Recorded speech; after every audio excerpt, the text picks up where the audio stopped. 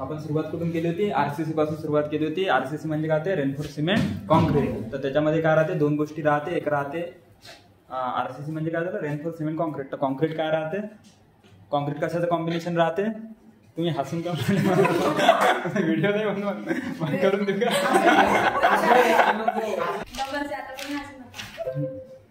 काय? Reinforce cement concrete. तर reinforce cement concrete मध्ये काय? कॉन्क्रीट कशापासून बनते? सिमेंट, सॅन्ड, ऍग्रिगेट आणि वॉटर. आणि त्याच्यामध्ये रेनफोर्स काय करतो आपण? स्टील करतो. तर स्टील का रेनफोर्स करतो? स्टीलच का रेनफोर्स करतो? दुसरं कोणतं मटेरियल का नाही रेनफोर्स करत? का नाही करत?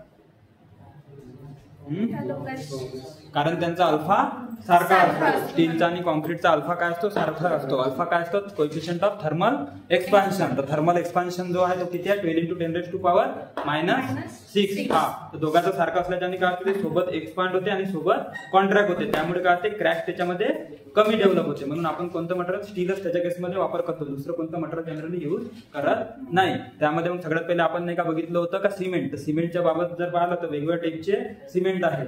तर आपण आरसीसी साठी कोणता आयएस कोड प्रिपेअर करतो?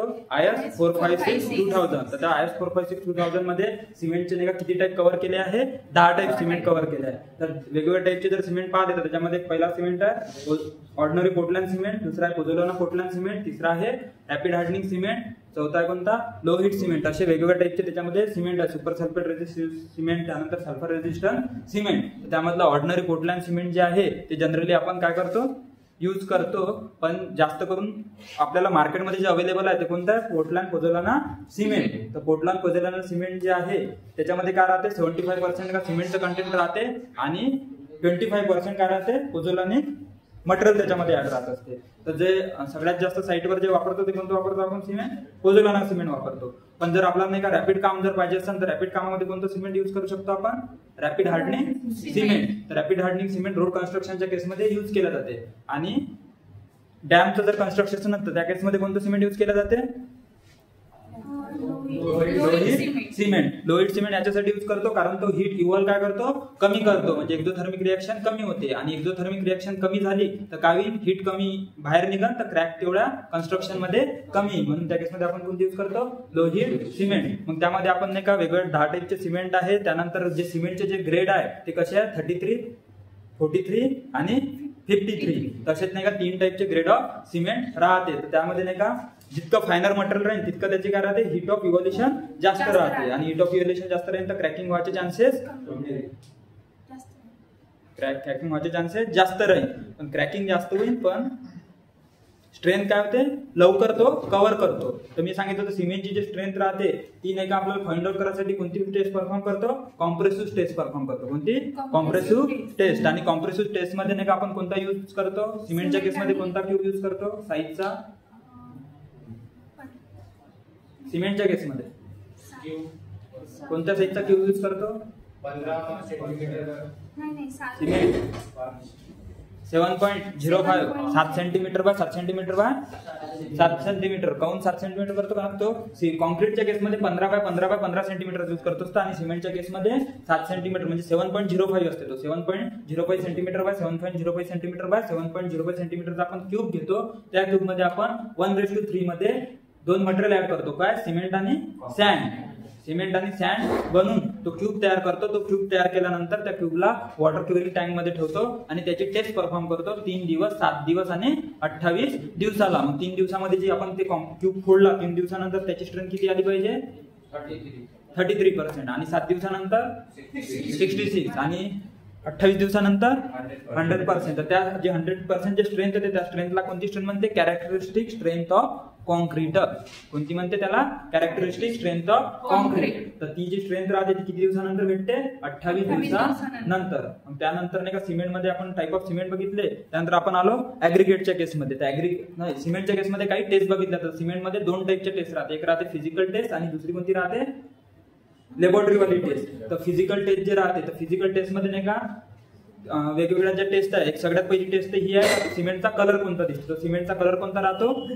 Grey colour. तर ग्रे कलर नाही का सिमेंटचा दिसतो. त्यानंतर दुसरी त्याच्यात आपण फिजिकल टेस्ट हे घेऊ शकतो का? त्याला हातात जर घेतला आणि त्याला रब केला तर कसा फील व्हायला पाहिजे?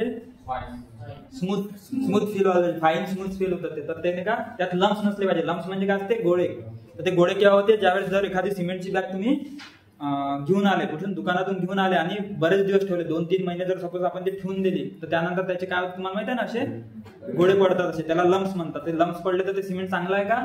कारण त्याची जसे जितका जुनं होईल सिमेंट तितकी त्याची स्ट्रेंथ काय होते, कमी कमी होत जाते. काय होते? स्ट्रेंथ कमी होत जाते. तर मग सिमेंटची स्ट्रेंथ जितकं नवीन सिमेंट राहील तितकं चांगलं आहे, म्हणजे त्याची स्ट्रेंथ आपल्याला तितकी जास्त भेटते. तर सिमेंट कसं असलं पाहिजे? फाईन असलं पाहिजे. त्यानंतर सिमेंटमध्ये जर हात टाकला तर कसं फील व्हायला पाहिजे? कूल व्हायला पाहिजे, म्हणजे थंड फील व्हायला पाहिजे. सिमेंट कसं फील व्हायला पाहिजे? थंड फील व्हायला पाहिजे. त्यानंतर एक टेस्ट हे आहे का सिमेंट घ्यायचं आणि पाण्यावर जर फेकलं तर त्या केसमध्ये काय व्हायला पाहिजे? सिमेंटला पहिले ते तरंगायला पाहिजे आणि नंतर ते त्याच्या आतमध्ये सिंक व्हायला पाहिजे. सिंक होणं म्हणजे बुडणे, नंतर ते आतमध्ये बुडणार. तर अशा टाईपची आपण फिजिकल टेस्ट घेतो. त्या व्यतिरिक्त एक सिमेंट नाही का ऑर्गॅनिक मॅटर पासून फ्री असलं पाहिजे. ऑर्गॅनिक मॅटर म्हणजे जे मटेरियल काय होते, डिकम्पोज होते. आला लक्षात? पाला पाचोळा झालं, पोळी भाजी, काही म्हणा, व्हेजिटेबल सारख्या गोष्टी, ज्या गोष्टी काही वेळानंतर डिकम्पोज होते अशा गोष्टी त्याच्यामध्ये आल्या नाही पाहिजे. कारण सिमेंट जेव्हा बनवतो ते कशात बनतात? एका ग्राइंडिंग मशीन मध्येच बनते ना. मोठे मोठे गोटे टाकतो, त्याला नाही का मशीन काय करते, त्याला बारीक बारीक ग्राइंड करते. ग्राइंड करू करू मग त्याची पावडर करते. तर मग ही पूर्ण टेस्ट किती डिग्री सेल्सिअसवर परफॉर्म करते सिमेंटची? 1500 डिग्री सेल्सिअसवर. किती? 1500 डिग्री सेल्सिअसवर. तर मग सिमेंटमध्ये 1500 डिग्री सेल्सिअस हे परफॉर्म करतो. त्यानंतर ह्या टेस्ट कोणत्या? त्या सगळ्या फिजिकल टेस्ट. मग यानंतर कोणत्या टेस्ट सांगितलं ते मी? लॅबोरेटरी वाल्या टेस्ट आहे. लॅबोरेटरी टेस्ट मध्ये नाही का सगळ्यात पहिली आहे फाईननेस टेस्ट. तर फाईननेस टेस्ट जी आपण परफॉर्म करतो ती परफॉर्म करण्यासाठी आपण कोणती सीव वापरतो? 90 मायक्रॉन सीव वापरतो. किती? 90 मायक्रॉन सीव. त्याला 9 नंबरची सीव म्हणते. आणि ते सीव मध्ये नाही का जर सपोज जेवढे तुम्ही सॅम्पल घेतलं, सपोज सॅम्पल तुम्ही 100 ग्रॅम सॅम्पल घेतलं, तसं 300 ग्रॅम सॅम्पल घ्यावं लागत असते. पण जर आपण 100 ग्रॅम सॅम्पल घेतलं आणि ते 100 ग्रॅम सॅम्पल जेव्हा आपण चाळणीतून गाडू, तर चाळणीतून गाडल्यानंतर त्या सॅम्पल मधून किती? 10% जास्त सॅम्पल रिटेन राहिला नाही पाहिजे वर. काय नाही राहिलं पाहिजे? रिटेन नाही राहिला पाहिजे, म्हणजे चाळणीच्या वर उरलं नाही पाहिजे. जसं आपण नाही का पीठ गाडतो त्याच्यावर काय उरतंय? कोंडा उरते ना.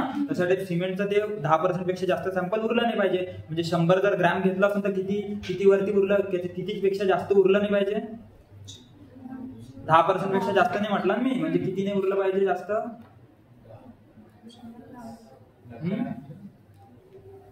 100 ग्रॅमचे 10%. किती होते 100 ग्रॅमचे 10%?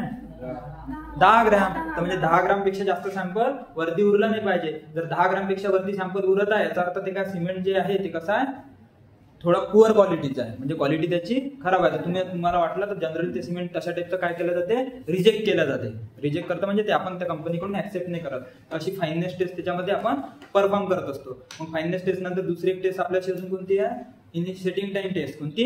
Setting time test. तर सेटिंग टाइम टेस्ट साठी जे राहते तर सेटिंग टाइम नाही का 2 टाईपचे सेटिंग टाइम राहते. एक राहते इनिशियल सेटिंग टाइम आणि दुसरा कोणतं असते? Final setting time. Initial setting time आपण केव्हा परफॉर्म करतो? इनिशियल सेटिंग टाइम जेव्हा किती वेळ असतो? मी सांगितलं ना इनिशियल सेटिंग टाइम किती मिनिट असतो? Initial setting time ordinary Portland cement जर असेल त्याच्या केसमध्ये राहतो 30 मिनिट. किती मिनिट? 30 मिनिट. आणि लो हीट सिमेंट असेल तर त्याच्या केसमध्ये इनिशियल सेटिंग टाइम किती राहतो? 60 मिनिट. आणि फायनल सेटिंग टाइम जो राहतो जनरली सिमेंटचा तो किती राहत असतो? 10 घंटे, म्हणजे 600 मिनिट. तर 600 मिनिट त्या केसमध्ये. कोणत्या केसमध्ये? Final setting time. तर मग इनिशियल सेटिंग टाइम जे आपण टेस्ट जे आहे ते परफॉर्म करण्यासाठी आपण कोणत्या ॲपरेटस वापरतो? विकार्ड ॲपरेटस. कोणता?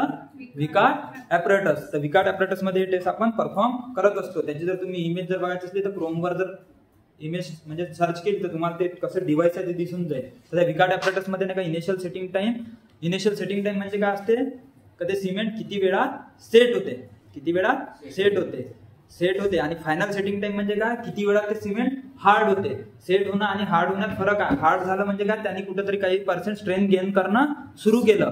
सेट होणं म्हणजे काय? ते सिमेंट काय होऊन राहिलं? ते इकडे तिकडे फ्लो होत नाही आहे. तर 30 मिनिटानंतर सिमेंट काय होते? इकडे तिकडे फ्लो होणं थांबून जाते. एका जागेवर कडक होणं काय होते? सुरू होऊन जाते तिथे. आणि 10 घंट्यानंतर काय होते? त्यांना स्ट्रेंथ गेन करणं सुरू होऊन जाते. तर मग त्या केसमध्ये आपण इनिशियल सेटिंग टाइमच्या केसमध्ये आपण काय करत असतो, त्या विकट ॲपरेटस मध्ये एक छोटीशी निडल असते. ती निडल आपण नाही का पहिले काय करतो, एक म्हणजे सॅम्पल घेतो त्याचं सिमेंटचं, त्याला पाणी मिक्स करतो आणि पाणी मिक्स केल्यानंतर त्याच्यामध्ये ती प्लंजर जे राहते ना, म्हणजे छोटीशी निडल, ती आपण त्याच्यामध्ये सोडतो वरून. ती निडल जेव्हा सोडतो आणि साईडनं काय करतो, टाइम चालू करतो.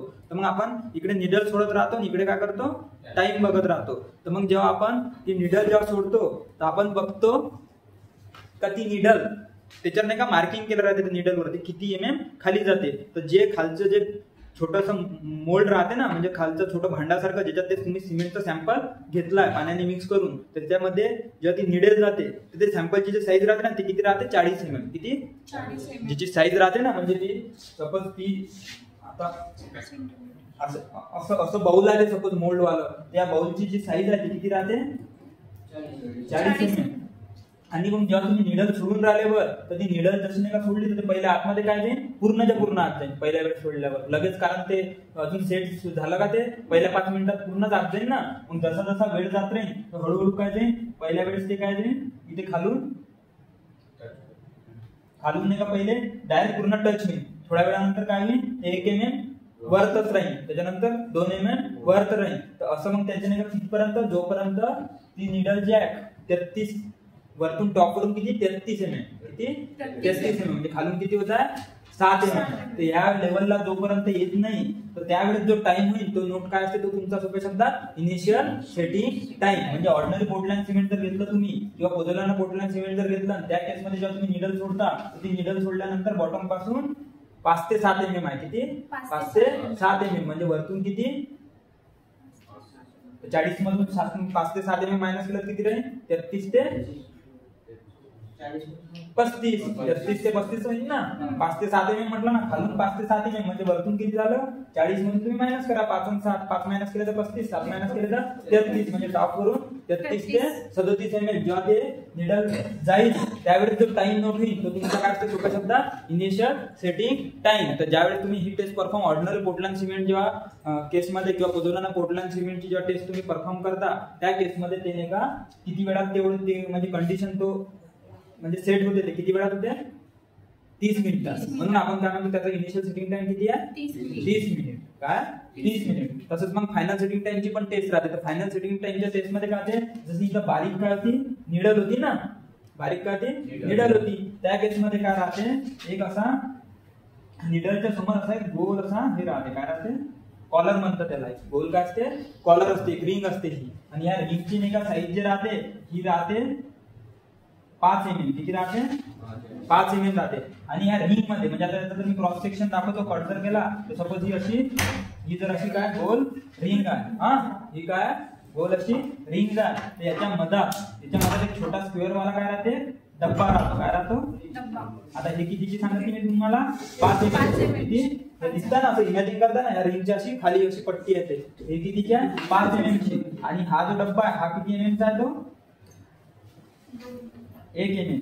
1 MM बा 1 MM. सर्कल आहे म्हणजे ते काय राहील, 5 MM चा डाय आहे त्याचा. आणि हे स्क्वेअर आहे तर स्क्वेअर कसं राहील, 1 MM असं 1 MM असं एवढसा छोटा त्यात काय राहतो, सुई राहते त्याच्यामध्ये ती. आणि मग ही नाही का जेव्हा आपण सोडतो तर हा नाही का पहिल्या 1 तासामध्ये ते पूर्ण आतमध्ये जाईल, 2 तासांनी आतमध्ये जाईल. पण हळूहळू असा नाही का 10 आवर मध्ये काय होते, 10 आवर नंतर ती गोष्ट आतमध्ये पेनिट्रेट होत नाही. अॅन्युलर रिंगचं इम्प्रेशन येईल, पण ही जाणं 10 घंट्यानंतर ही जात नाही. बारीक जे 1 MM बाय 1 MM म्हणजे किती छोटं होते समजत आहे तुम्ही, स्केल मध्ये पाहिलं किती बारीक होते चौकन, तो चौकन त्या सिमेंटच्या आत काय नाही होत, पेनिट्रेट होत नाही. तर हे पेनिट्रेट व्हायला किती वेळ लागते, 10 घंटा लागते. कोणत्या केसमध्ये, ऑर्डिनरी पोर्टलँड सिमेंट मध्ये. तर सिमेंटचे खूप सारे जसे वेगवेगळे प्रकार सांगितले, तर गरजेनुसार सिच्युएशन नुसार आपण वेगवेगळ्या टाईपचे सिमेंट यूज करतो. ऑर्डिनरी वर्क म्हटलं तर ऑर्डिनरी पोर्टलँड सिमेंट किंवा पोझोलाना सिमेंट. रोड साठी म्हटलं तर रॅपिड हार्डनिंग, आणि डॅम साठी म्हटलं तर लो हिट सिमेंट. त्यानंतर एक सल्फेट रेजिस्टिंग सिमेंट असते, सुपर सल्फेट रेजिस्टिंग सिमेंट असते.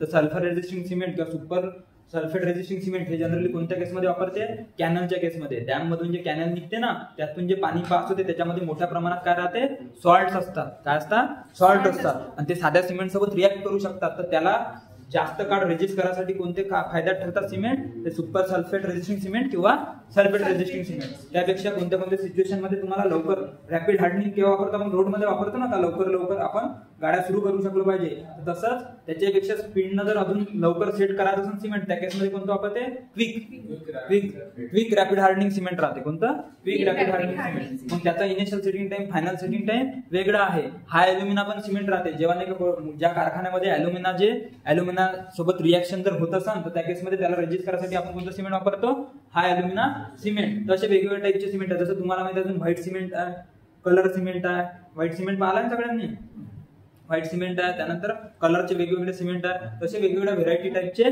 सिमेंट आहे. प्रत्येक सिमेंटचा एक स्वतःचा एक वेगवेगळा काय राहतो, आयएस कोड राहतो. काय राहतो, आयएस कोड. तर जसं आपला आरसीसीचा आयएस कोड आहे 456, तर प्रत्येक सिमेंटची डिटेल इन्फोसाठी एक वेगळा आयएस कोड राहतो. त्याच्याबद्दल त्या सिमेंट बद्दल डिटेल इन्फो दिली राहते का बा ते सिमेंट बनवण्यासाठी कसे कंटेंट पाहिजे, त्यानंतर किती टेम्परेचर द्यायला पाहिजे, किती फाईननेस असायला पाहिजे.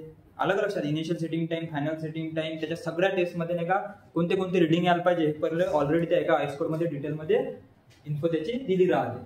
त्यानंतर ही टेस्ट जी आहे फायनल सेटिंग टेस्ट तुम्हाला आले लक्षात किती वेळ लागते, 10 घंटे आपल्या साध्या सिमेंट मध्ये. आणि ग्रेडही पाहिले किती, 33, 43 आणि 53. तर हे असे 3 टाईप ऑफ काय आपले ग्रेड ऑफ सिमेंट आहे. यानंतर दुसरं काय सांगू, ग्रेड ऑफ सिमेंट झालं तर सिमेंट नंतर कोणता आहे दुसरं मटेरियल कोणता, सिमेंट नंतर कॉन्क्रीट मध्ये दुसरं मटेरियल कोणतं आहे ते ऍग्रिगेट. कोणतं आहे ते ऍग्रिगेट. आणि ऍग्रिगेट जे राहते ते कोणत्या साईज मध्ये राहते, 4.75च्या जे सीव राहते ना, म्हणजे सॉइल क्लासिफिकेशन डिस्ट्रीब्युशन आहे, Indian standard soil classification distribution आहे. त्याच्यामध्ये सांगितलं आहे का कोणत्या MM पेक्षा खालच्या साईजचे कोणतं मटेरियल आहे. म्हणजे जसं 2 मायक्रॉनच्या खालच्या साईजचे जर पार्टिकल असेल, किती 2 मायक्रॉनच्या, तर ते खालच्या पार्टिकल आपण काय म्हणतो, क्ले म्हणतो. 2 मायक्रॉन ते 75 मायक्रॉनच्या मध्ये जर कोणतं पार्टिकल असेल त्याला आपण काय म्हणतो, सिल्ड म्हणतो. आणि 75 मायक्रॉन पासून तर 4.75 mm, किती 4.75 mm याच्या मध्ये जे राहते त्याला काय म्हणतो, सोप्या शब्दात ऍग्रिगेट. काय म्हणतो, ऍग्रिगेट. आणि मग त्या ऍग्रिगेटचे काय बायफर्केशन होते, तीन बायफर्केशन होते. एक काय होते, फाईन ऍग्रिगेट, मीडियम ऍग्रिगेट आणि कोर्स ऍग्रिगेट. तर फाईन ऍग्रिगेट म्हणजे त्याला तुम्ही काय म्हणता, सॅन्ड.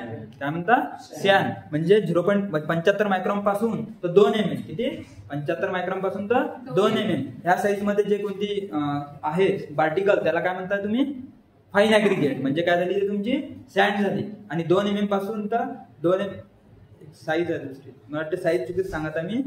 एक मधात अजून एक आकडा आहे त्याच्यामध्ये 2 mm च्या आधी 45 मायक्रॉन वाटते. 75 मायक्रॉन ते 45 मायक्रॉनच्या मधात जे साईज राहते, किती 75 मायक्रॉन ते 45 मायक्रॉन, त्याच्या मधामध्ये जे राहते त्याला फाईन सॅन्ड म्हणजे फाईन ऍग्रिगेट म्हणते. 45 मायक्रॉन ते 2 mm जे आहे त्याला मिडियम साईज ऑफ ऍग्रिगेट म्हणतो. आणि त्याच्यानंतर काय 45 मायक्रॉन टू 4.75 याच्या मधात जे आहे ते कोणती आहे तुमची, कोर्स ऍग्रिगेट. कोर्स ऍग्रिगेटलाच तुम्ही काय म्हणता, गिट्टी. आणि फाईन ऍग्रिगेटला काय म्हणता, सॅन्ड. असं त्याचं क्लासिफिकेशन राहते. आणि 4.75च्या वरचे जे पार्टिकल असते ना त्याला काय म्हणतात, ग्रॅव्हल. काय म्हणतात, ग्रॅव्हल. आणि जे 300च्या वर राहते, किती 300च्या, तर 300च्या वरची जे साईज राहते त्याला काय म्हणतात, बोल्डर. काय म्हणतात, बोल्डर. आणि एक हाय कन्सेप्ट आहे का 75 मायक्रॉन जे आहे आपलं, 75 मायक्रॉन नाही 75 mm.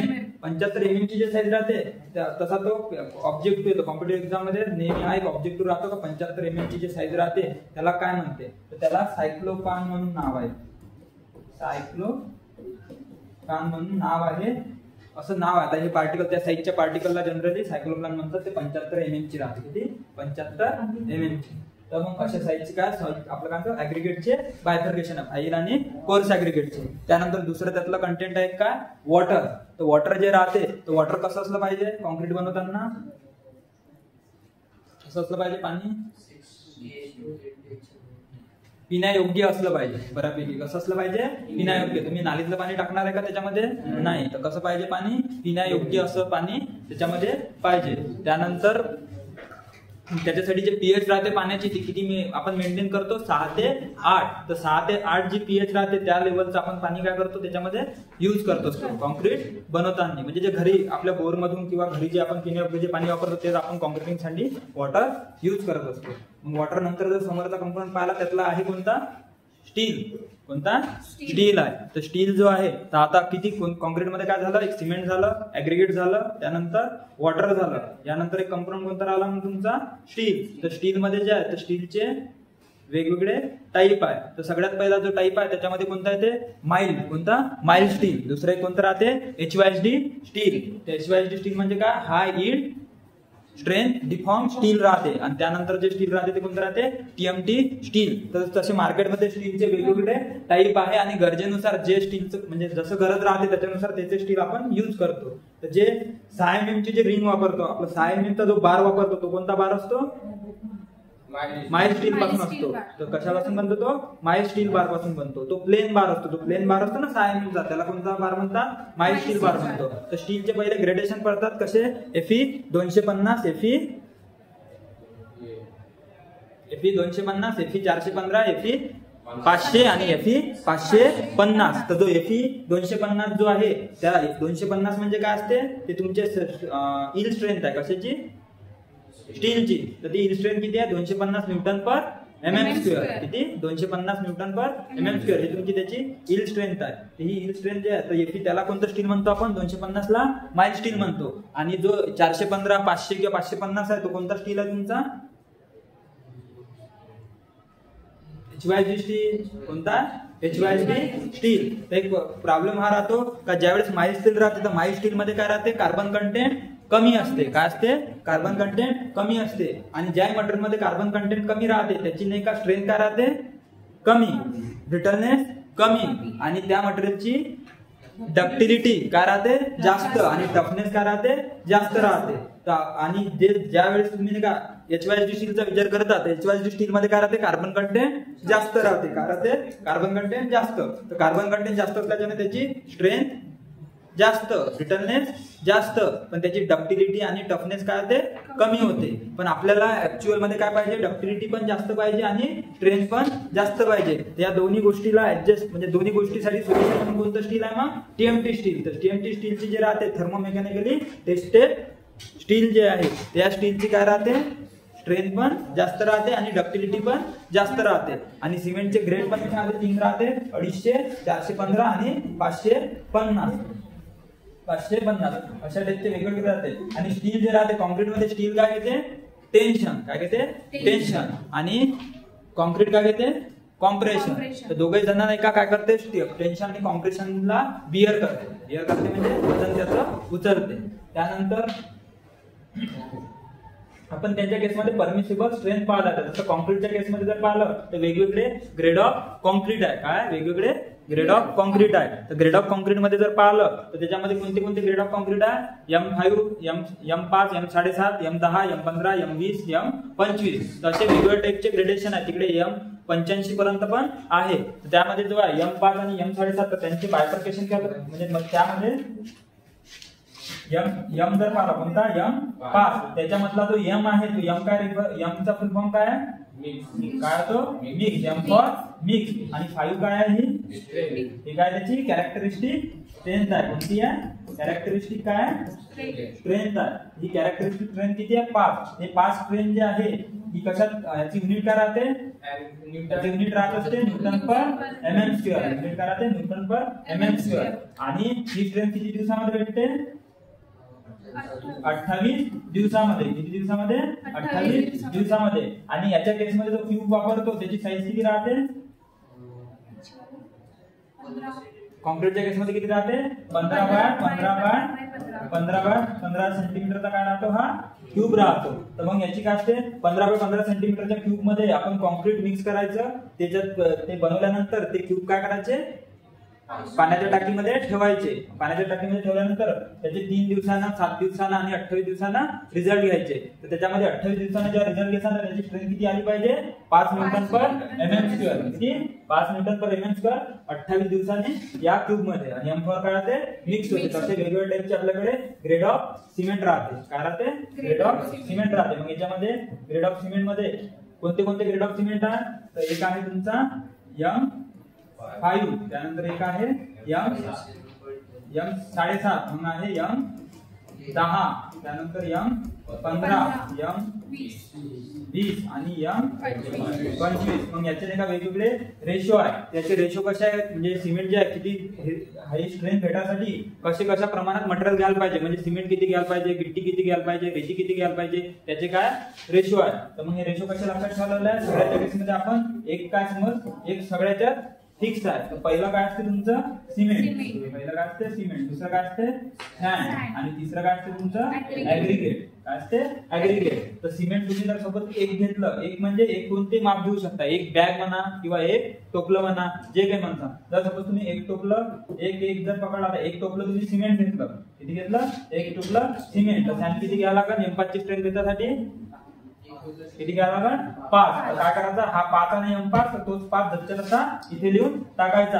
आणि ऍग्रीगेट घ्यायची असेल तर या 5 ला काय करायचं डबल करायचं. तर मग ते किती होते 10. तर मग रेशो काय झाला 1, 5, 10. म्हणजे एक टोपलं जर तुम्ही सिमेंट घेत असाल तर 5 टोपले रेती आणि 10 टोपले गिट्टी. तर अशा टाईपचा काय येतो रेशो बनतो. पण ऍक्च्युअल साईडवर आपण सिमेंट कशात घेतो, टोपल्यात घेतो का नाही, आपण कशात घेतो बॅग मध्ये घेतो. आणि एक बॅग मध्ये किती सिमेंट बसते 50 किलो बसते. किती बसते 50 किलो. आणि 50 किलो मध्ये मग तुम्हाला सांगितलं एका बॅग मध्ये आपण टोपल्याने मोजलं तर एका बॅग मध्ये आरामात किती टोपले बसते 3 टोपले. एक बॅग मध्ये किती बसते 3 टोपले. म्हणजे ह्या एकच्या जागेत किती आहे 3 टोपले आहेत. तर मग रेती किती लागत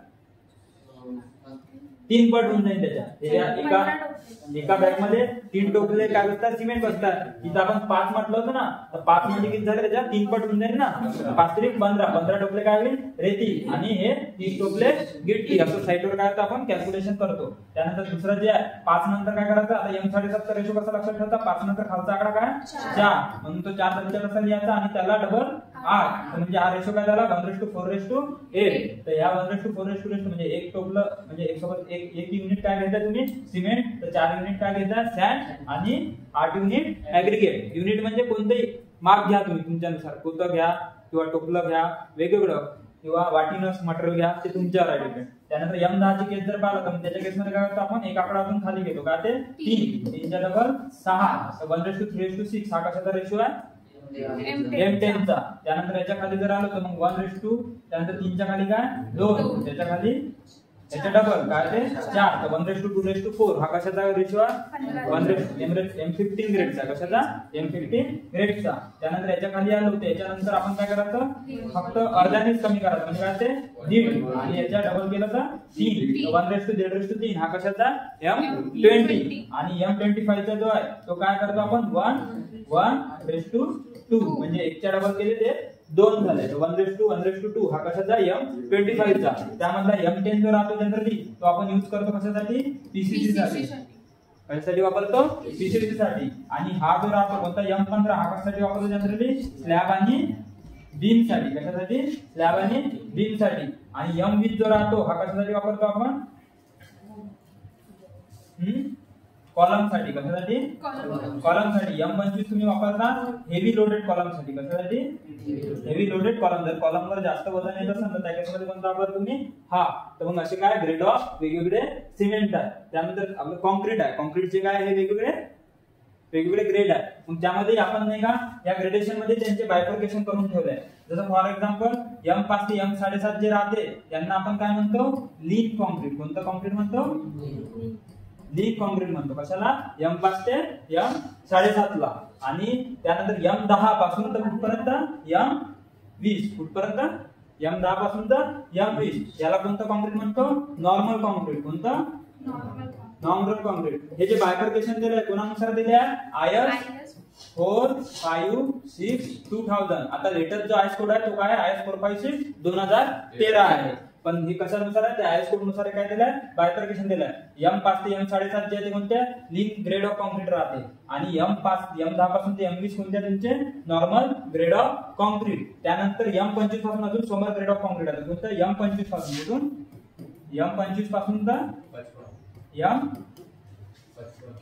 M55 किती M55 पर्यंत कोणतं असते स्टँडर्ड ग्रेड ऑफ कॉन्क्रीट. कोणतं स्टँडर्ड ग्रेड ऑफ कॉन्क्रीट असते. त्यानंतर M55 नंतर राहिलं कोणतं M60 पासून ते किती M85. हे जे आहे हे कोणतं कॉन्क्रीट आहे त्याला म्हणतात high strength grade of concrete राहते. कोणतं ते हे high strength of grade of concrete. अशा टाइपनं सिमेंटचे वेगवेगळे बायफिकेशन आहे. काय M5 ते M7 lean grade of concrete, त्यानंतर M10 ते M20 normal grade of concrete, त्यानंतर M25 पासून तर M55 पर्यंत स्टँडर्ड ग्रेड ऑफ कॉन्क्रीट आणि M60 पासून ते M85 पर्यंत कोणता high strength grade of concrete. तर याच्यामध्ये कोणतं M5 पासून म्हणजे M10 पासून ते M40 पर्यंत कुठपर्यंत M10 पासून तर M40 पर्यंत हे जे आहे कशात IS 456 मध्ये काय आहे कव्हर आहे. काय एवढे ग्रेड ऑफ कॉन्क्रीट कशात कव्हर केले आहे यामध्ये कव्हर केले आहे. त्याच्यामध्ये IS 456 मध्ये त्याच्याबद्दल डिटेल इन्फो दिली आहे कुठपर्यंत M40 पर्यंत. पण याच्या वरचे जे आहे त्याच्यासाठी आपण कोणते करतो आपण मिक्स डिझाईन करतो. काय करतो मिक्स डिझाईन. इव्हन आपण M25 पासूनच वरच्यासाठी आता तुम्हाला रेशो कुठपर्यंत माहित आहे 25 साठी माहित आहे 30 साठी रेशो माहित आहे का नाही. मग 30 40 45 या सगळ्या केसमध्ये आपण काय यूज करत असतो मिक्स डिझाईन यूज करतो. आणि कुठं करते जनरली आरामसी प्लांटवर पाहिला असं ना तुम्ही आरामसी प्लांट रेडी मिक्स प्लांटवर या गोष्टी सगळ्या परफॉर्म केल्या जातात. तर अशा टाइपनं ग्रेड ऑफ कॉन्क्रीट वेगवेगळे सिमेंट कॉन्क्रीटचे आहे. त्यानंतर आपण याच्यामध्ये टाइप ऑफ सिमेंट बघितलं होतं. त्यानंतर fine aggregate, coarse aggregate, water सॅनलला 7 ते 8 pH राहत असते. रेन्फोर्समेंट वेगळ्या टाइपचे राहते, माइल्ड स्टील रेन्फोर्समेंट, त्यानंतर हे हॉट रोल्ड, त्यानंतर cold twisted, hard drawn steel, role steel अशा टाइपचे वेगवेगळे काय राहते रेन्फोर्समेंट राहते. त्यानंतर तुम्ही बघत grade of concrete. Grade of concrete मध्ये रेशो पण बघितले. हे सगळे असे ना 1 5 10 1 4 8 हे सगळे वेगवेगळ्या टाइपचे तुम्ही रेशो बघितले. आणि त्या केसमध्ये तुम्ही काय बघितला पाणी किती प्रत्येक एका बॅग सिमेंटला एक बॅग सिमेंटला किती वॉटर लागते एक बॅग सिमेंटला किती वॉटर लागते हे कशामध्ये दिलं त्याच्यामध्ये ते पण सांगितलं आहे. त्याची सुरुवात कशी करायची याची सुरुवात जी आहे M25 जी आहे M25 साठी रिव्हर्स मध्ये लक्षात ठेवायचं. कसं रिव्हर्स मध्ये M25 साठी किती आपला लक्षात ठेवून द्यायचा 28 काय लागते 28 लिटर पाणी लागते किती 25 kg सिमेंट साठी. तर 28 लिटर पाणी किती M25 साठी किती M25 साठी. मग 28 मध्ये 2 ऍड केले 30 28 मध्ये 2 ऍड केले 30 मध्ये 2 32 मध्ये 2 34. तर असे 34 पर्यंत कोणते 2 ऍड केलं तर तुमचा त्याच्या रिस्पेक्टिव्ह किती वॉटर लागते डायरेक्ट कॅल्क्युलेट होऊन जाते. M25 साठी 28 लिटर, M20 साठी 30 लिटर, M15 साठी 32 लिटर, M10 साठी 34 लिटर. त्यानंतर मी सांगतो 15 चा फाडा लक्षात ठेवायचा. 15 च्या फाडा 30 येते. 30 नंतर काय येते 15 नंतर 15 3 45 15 जीव 60 म्हणजे त्याच्यानंतर रीडिंग काय 45 आणि 60. तर असं हे पूर्ण असे तुमचं डायरेक्ट पार्ट होऊन जाऊ शकते काय क्वांटिटी ऑफ वॉटर किती लागते त्याच्यामध्ये. त्यानंतर हे प्रपोर्शन झाल्यानंतर आपण त्याच्यामध्ये काय बघितलं 53 ग्रेडचे कोणती काळजी घ्यायला पाहिजे. तर 53 ग्रेड सिमेंट मध्ये सांगितलं होतं का मोठ्या प्रमाणात काय होते हीट ऑफ हायड्रेशन होते. आणि हीट ऑफ हायड्रेशन जास्त झाल्याने काय होते त्याच्या केसमध्ये क्रॅक जास्त येते. तर त्याला क्युरिंग प्रॉपर करणं गरजेचं राहते. पाणी मारणं गरजेचं राहते. कोणत्या केसमध्ये 53 सगळ्याच ग्रेड ऑफ सिमेंटला लागते. फक्त एक हा फरक पडतो का 43 ग्रेड आणि 53 ग्रेड मध्ये हा फरक आहे का हा लवकर स्ट्रेन गेन करून घेतो कोणता 53 ग्रेडचा. म्हणून जनरली गव्हर्नमेंट कामामध्ये 53 ग्रेडचं सिमेंट आपण वापरतो. कारण पाणी रोज बरोबर मारलं जाईल 28 दिवस किंवा 16-17 दिवस याची गॅरंटी असते का नाही. तर म्हणून आपण असं सिमेंट प्रिफर करतो का जे लवकरात लवकर स्ट्रेन गेन करून घेईल. त्यानंतर रेन्फोर्समेंट मध्ये जर आलो तर रेन्फोर्समेंट काय म्हणते रेन्फोर्समेंट अशा टाइपनं असलं पाहिजे का ते काय करायला पाहिजे प्रॉपर बॉन्ड तयार करू शकला पाहिजे. कशासोबत कॉन्क्रीट सोबत. म्हणजे प्लेन जर बार असला तो कॉन्क्रीट मधून खिचतो म्हटलं तर इझिली खिचला जाते. पण आपण HYD बार जर खिचायला गेलो तर लवकर खिचला जात नाही का तर कारण त्या बारवर काय राहते रिप्स राहते. काय असते गोल गोल गोल रिप्स राहतात. ते काय करतात त्या कॉन्क्रीट मध्ये प्रॉपर फसून राहतात. म्हणून कॉन्क्रीट अशा टाइपचे रेन्फोर्समेंट असलं पाहिजे का जे प्रॉपर आपण रेन्फोर्समेंट म्हणून काय वापरतो स्टील वापरतो. तर जे स्टील वापरतो त्याने काय बनलं पाहिजे प्रॉपर बॉन्ड बनवला पाहिजे. त्यांचं थर्मल एक्सपान्शन कसं असलं पाहिजे सारखं असलं पाहिजे. म्हणजे मी कसं अल्फा दोघांचा काय असला पाहिजे सिमेंट आणि कॉन्क्रीटचा आपलं कॉन्क्रीट आणि स्टीलचा कसा असला पाहिजे सारखा असला पाहिजे. जेणेकरून काय त्यांचं एक्सपान्शन आणि कॉन्ट्रॅक्शन सोबत व्हायला पाहिजे. जर सोबत नाही झालं तर काय होईल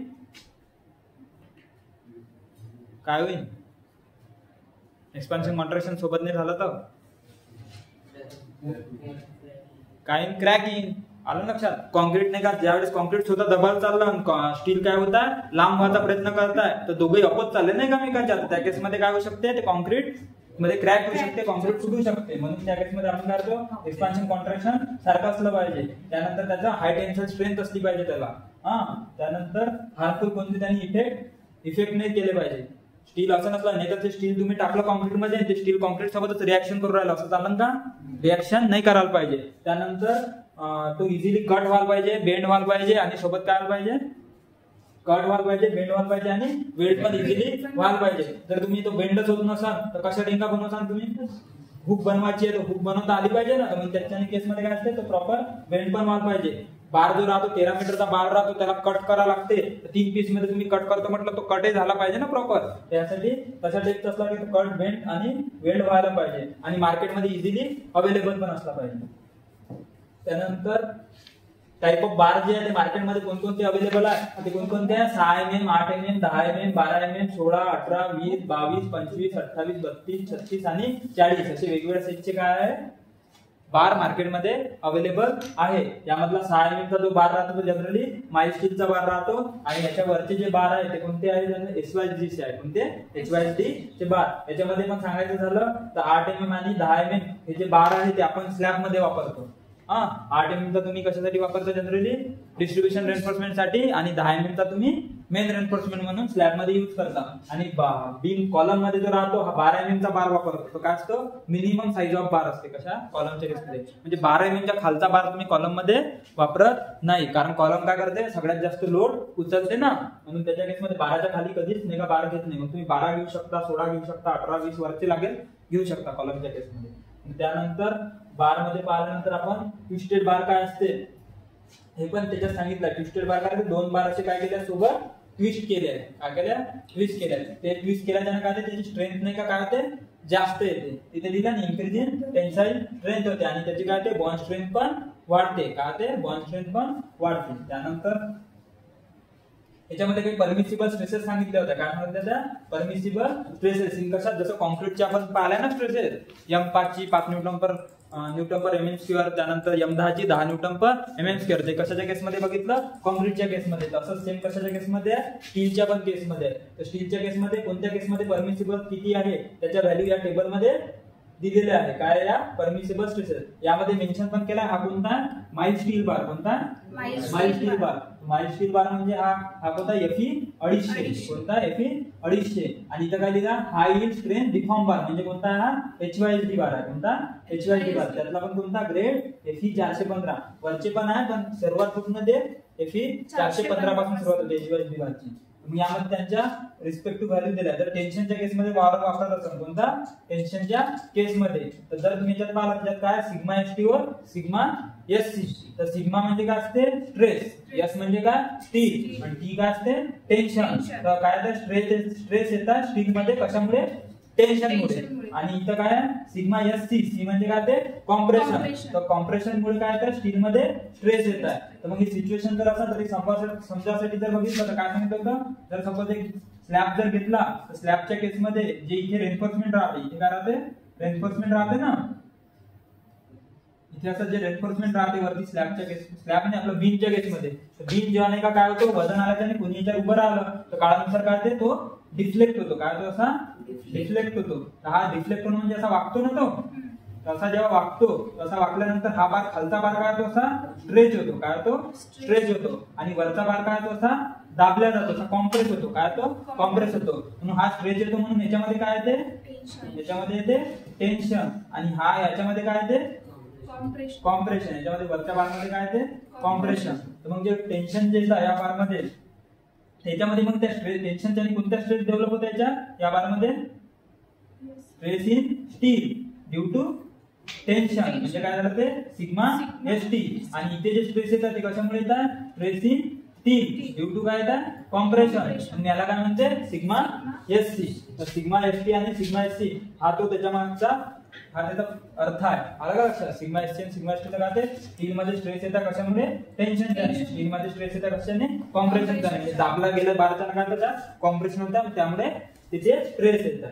तर मग त्याच्यामध्ये त्याच्या व्हॅल्यू दिले आहे. तर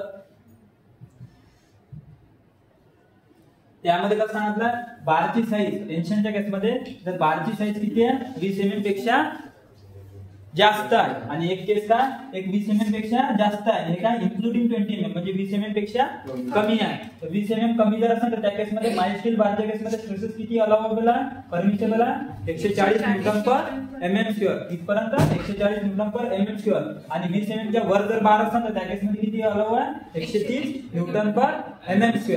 आणि तेच जर तुम्ही ज्यावेळेस नाही का हाय म्हणजे डिफॉर्म बारच्या केसमध्ये येतात कोणता HYSD बार 415 वाला त्या केसमध्ये 20 mm च्या पेक्षा कमी बार असो किंवा जास्त असो दोन्ही केसमध्ये किती येतात 230 न्यूटन पर mm². किती 230 न्यूटन पर mm².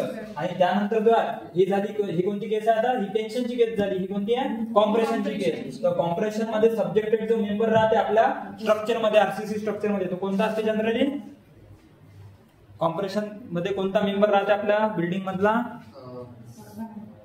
इथेच लिहिला कुठे राहते कॉलम.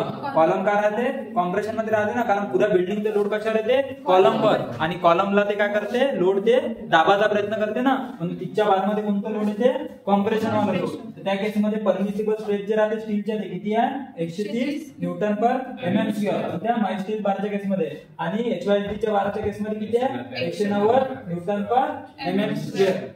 त्यानंतर हे दोन महत्वाचे तुम्हाला हे दोन सगळ्यात महत्वाचे पॉइंट लक्षात ठेवण्यासाठी. त्यानंतर हे वेगळे कॉम्प्रेशन इन द स्लॅबच्या केसमध्ये विथ कन्सिडरिंग काय कॉन्क्रीट नाही का कॉम्प्रेशन रेजिस्ट करत असा किंवा कॉन्क्रीट कॉम्प्रेशन रेजिस्ट नसन करत तर त्या केसमध्ये किती स्ट्रेस आला पाहिजे त्या रिस्पेक्ट त्याच्यामध्ये सांगितलेले आहे. पण मेन तुम्हाला दोन काय पहिलं आणि दुसरं जे आहे ना हे तुमच्यासाठी मेन आहे. त्यानंतर याच्यामध्ये आपण काय बघितलं होतं, हे काय characteristic strength of steel reinforcement. तर स्टील रेन्फोर्समेंटची कॅरेक्टरिस्टिक स्ट्रेंथ आता मी सांगितलं ना तसं कॅरेक्टरिस्टिक स्ट्रेंथ तुम्ही कॉन्क्रीटची पाहिली किती पाहिली होती, जसे 25 न्यूटन पर mm². M25 जर म्हटला तर ती काय होती 28 दिवसानंतर भेटणारी स्ट्रेंथ होती ना, तर त्याला कोणती स्ट्रेंथ म्हणतो तुम्ही कॅरेक्टरिस्टिक स्ट्रेंथ म्हणतो ते.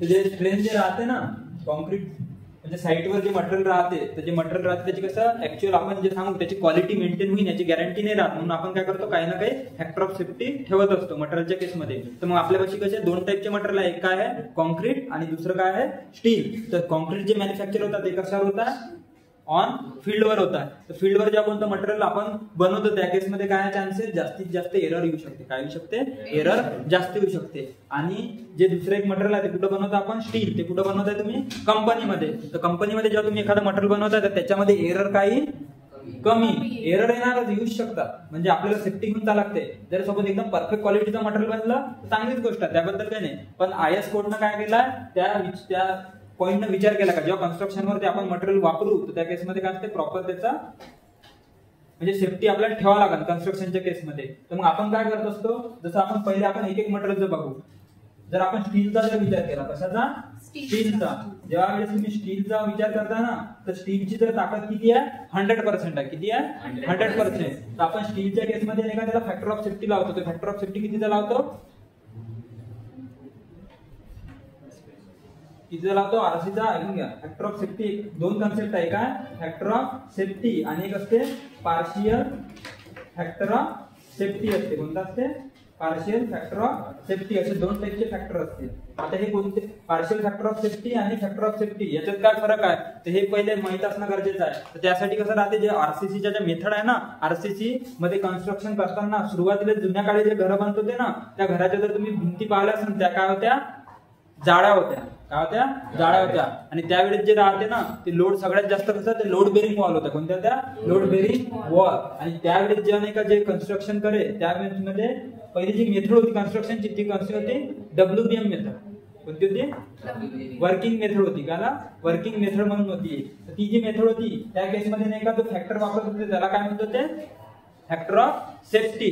आणि आता जी वापरतो ते आपण कोणती मेथड वापरतो LSM मेथड वापरतो. कोणती पहिले WSM वापरतोय वर्किंग स्टेट मेथड, आणि आता कोणती वापरतोय आपण WSM. आपलं पहिले WSM वापरत होतो, आता वापरतो आपण LSM limit state method. Limit state method मध्ये जे राहते ना त्यामध्ये कोणता फॅक्टर वापरला जातो, पार्शियल फॅक्टर ऑफ सेफ्टी. आता ते दोन मेथड काय असते काय नाही ते डिटेल नाही का समोरचे जे चॅप्टर आहे ना त्याच्यामध्ये सांगितलं जाईल, पण सध्याच्या केसमध्ये एवढं लक्षात ठेवा फॅक्टर ऑफ सेफ्टी आणि पार्शियल फॅक्टर ऑफ सेफ्टी कोणत्या केसमध्ये राहते, हे राहते कोणत्या केसमध्ये WSM मेथड. कोणती WSM मेथड. आणि आता जे आपण वापरतो ते कोणती वापरतो, LSM मेथड. कोणती LSM मेथड. याच्यामध्ये जो फॅक्टर ऑफ सेफ्टी आणि पार्शियल फॅक्टर ऑफ सेफ्टी त्याच्या किती सेफ्टी लावतो आपण मटेरियलच्या केसमध्ये, तर ती बघा जे हे आहे कोणतं WSM च्या केसमध्ये काय राहतो, कॉन्क्रीट जे आहे एक काय आहे तुमच्याजवळ कॉन्क्रीट आणि एक काय आहे स्टील. तर कॉन्क्रीटच्या केसमध्ये फॅक्टर ऑफ सेफ्टी त्याचा किती राहतो, 3 राहतो. किती 3. आणि स्टीलच्या केसमध्ये किती राहतो 1.5 राहतो. ते 1.7 to 1.8 राहतो. किती 1.7 to 1.8 राहतो. पण आता जे मेथड लेटेस्ट मध्ये आपण वापरतो ती कोणती वापरतो, LSM मेथड. LSM मेथड मध्ये पार्शियल फॅक्टर ऑफ सेफ्टी वापरतो. पार्शियल म्हणजे याच्या अर्धा समजा, तर मग ते किती होते 1.5. किती होते 1.5. आणि स्टीलच्या केसमध्ये ते वापरतात 1.15. हा काय वापरतो, factor of safety. Factor of safety कशासाठी वापरतो समजा तुम्हाला, एखाद्या गोष्टीची जर ताकद तेवढी जरी असली तरी आपण बाहेर का सांगतो त्याची ताकद तेवढी नाही आहे. म्हणजे आता तुम्हाला जर माहित आहे का, मी नाही का 50 किलोचं तुम्ही आता जिम मारता ना, जेव्हा लिफ्टिंग करता लिफ्ट करताना तुम्हाला माहिती आहे तुमची ताकद कितीची आहे, 50 किलो उचलता का तुम्ही जिम मध्ये, किती उचलता हा ते वेट लिफ्टिंग वाले पाहिलं ना ते किती उचलते, 100 किलो 120 किलो पर्यंत उचलते जो डेली वाला माणूस राहते ना. पण जर सपोज तुम्हाला माहित आहे तुम्ही एवढं किलो उचलू शकता, पण तुम्ही नाही का माहित असूनही ते काय असते तुमची मॅक्झिमम कॅपॅसिटी आहे ना, त्या केसमध्ये काय असते जर थोडं 19-20 झालं तर काय होऊ शकते तुमच्या बॉडीवर इफेक्ट होऊ शकते ना. मग तुम्ही जेव्हा बाहेर सांगता ना जे ऍक्च्युअल ते कॅपॅसिटी ते बाहेर सांगसान का नाही, तुम्ही काहीतरी सेफ्टी ठेवसान.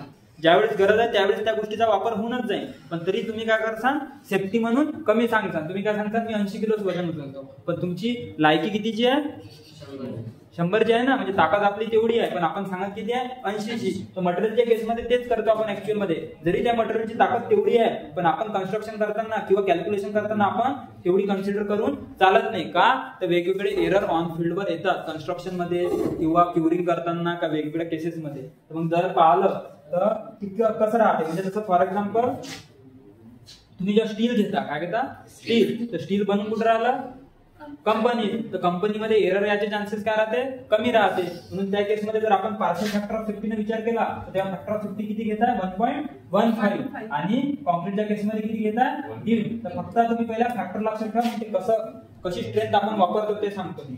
म्हणजे आता हे लिहून ठेवलंय तुम्ही 1.5 आणि 1.15.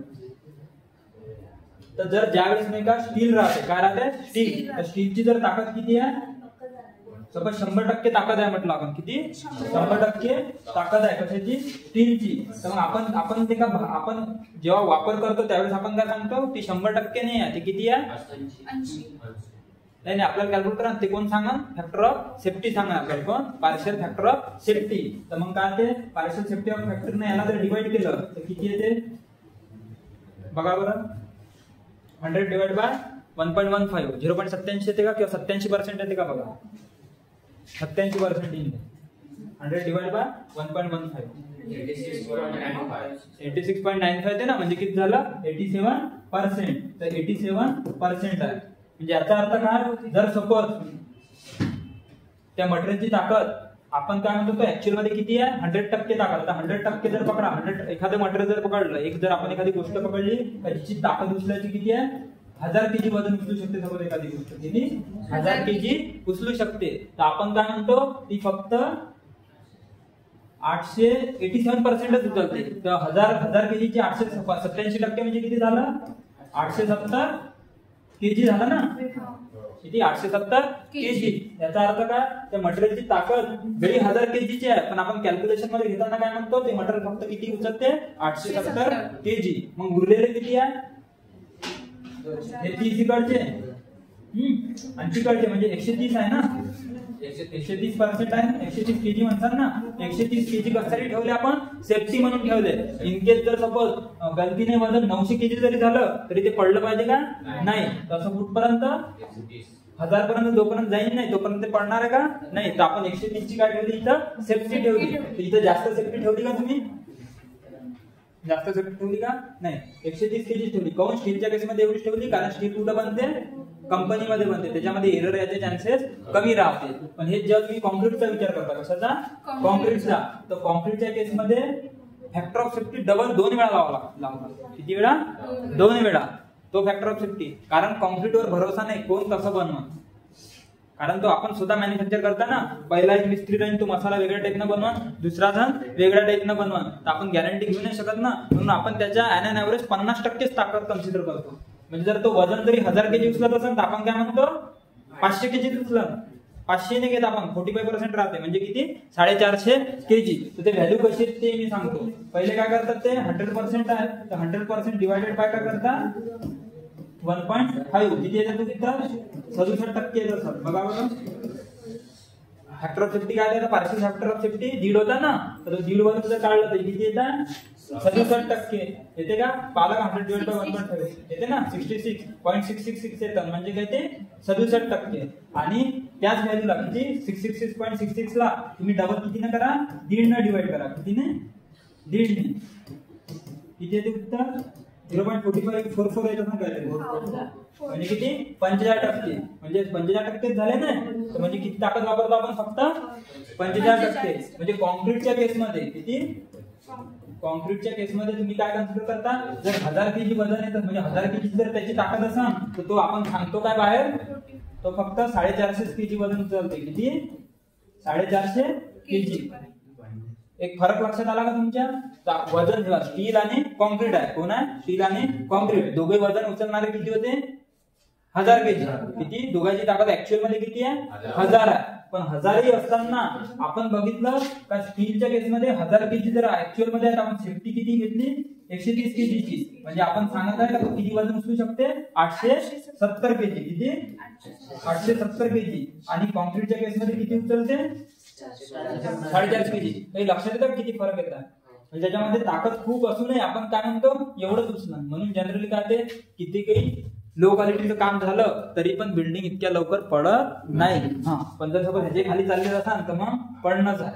एवढी सेफ्टी जनरली कोण ठेवते, हे कोणी सांगितलं IS 456/2000 कोणी सांगणार आहे IS पर्पज. तर या स्पेसिफिकेशन तुम्ही वापरतात. म्हणून जे कॉन्ट्रॅक्टर लोक थोडं 19-20 करतात त्याचा फरक का नाही पडत, त्याच्या मागं रिझन हे आहे. फक्त काय ते क्वालिटी जर खराब केली तर त्यांना काय ते बाकीचे प्रॉब्लेम चालू होते. जसं फॉर एक्झाम्पल स्लॅब मधून गळती होणं पाण्याची, किंवा मग वॉलमध्ये क्रॅक जाणं, त्या छोट्या मोठ्या ज्या गोष्टी दिसतात की अजून बरेच प्रॉब्लेम येतात. ते प्रॉब्लेम काय होतात क्वालिटी कमी केली तर तो होते. पण आपलं मेन काय स्ट्रक्चर नाही पडलं पाहिजे कोणत्या केस. आलं का लक्षात. तशा डेटचा हा विषय कोणता फॅक्टर ऑफ सेफ्टी. आणि फॅक्टर ऑफ आपण वापर जो केला तो कशाचा केला 1.15 किंवा 1.5 हे काय होते पार्शियल फॅक्टर ऑफ सेफ्टी होता ना. तर पार्शियल फॅक्टर ऑफ सेफ्टी जो राहतो त्याचा कोणत्या केसमध्ये वापरला जातो LSM च्या मेथडमध्ये. आणि WSM मेथड जे आहे त्याच्यामध्ये कोणता वापरला जातो फॅक्टर ऑफ सेफ्टी वापरला जातो. त्याच्यात त्याची व्हॅल्यू काय होती 3 होती. काय ती 3. जर इथं जर तुम्ही कम्पेअर केलं तर तो काय होता, आपण काय केलं रिस्क घेणं वाढवलं. रिस्क म्हणजे कसं बघा, जर इथं कंपॅरिझन दाखवतो म्हटलं तर इथं काय आला 870 केजी आणि 450 केजी आला ना. आपण हे सेम गोष्ट जर इथं पाहतो कोणत्या केसमध्ये WSM च्या केसमध्ये, तर WSM च्या केसमध्ये विचार करा जो हा फॅक्टर होता किती 100 भागेला हे कोणतं स्टील आहे ना, इथे पकडू आपण स्टील आणि इथे काय घेऊ कॉन्क्रीट. दोघांच्या ठिकाणी काय आहे 100%. 100%ला तुम्ही त्याचा फॅक्टर ऑफ सेफ्टीने डिवाइड करा. तर स्टीलच्या केसमध्ये WSM मध्ये फॅक्टर ऑफ सेफ्टी किती होता, फॅक्टर ऑफ सेफ्टी 1.7 होता ना. तर मग याला डिवाइड बाय किती 1.7. आणि इथे किती होता कॉन्क्रीटच्या केसमध्ये 3. किती होता 3 होता. आता याचं उत्तर काढा बरं किती येते 100 भागाला 1.6 किती येते 58.2. तर ठीक आहे ना. ॲन ॲव्हरेज किती आहे 58%. आणि हे ज्या तुम्ही विचार नाही याचा करा कॉन्क्रीटच्या केसमध्ये, तर कॉन्क्रीटच्या केसमध्ये किती येतात 33.3. आणि याला अजून जसं इथं 2 वेळा केलं ना, याला डबल तुम्ही 3 डिवाइड करा तर हे किती येते 11.11 येत असं. आला का लक्षात. म्हणजे सांगायचा उद्देश काय, याच्यात फरक काय बघा.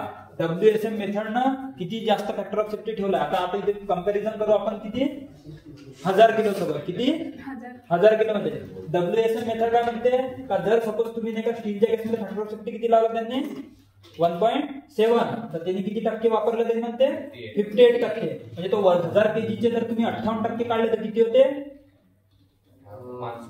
580 kg. किती 580 kg. आणि जर हाच विचार तुम्ही कॉन्क्रीटच्या केस मध्ये केला तर कॉन्क्रीट किती उचलत म्हणते तो 11.11 म्हणजे याने ऍव्हरेज किती झालं 1000 चे हे 110 kg. किती 110 kg. आता बघा काय फरक आहे.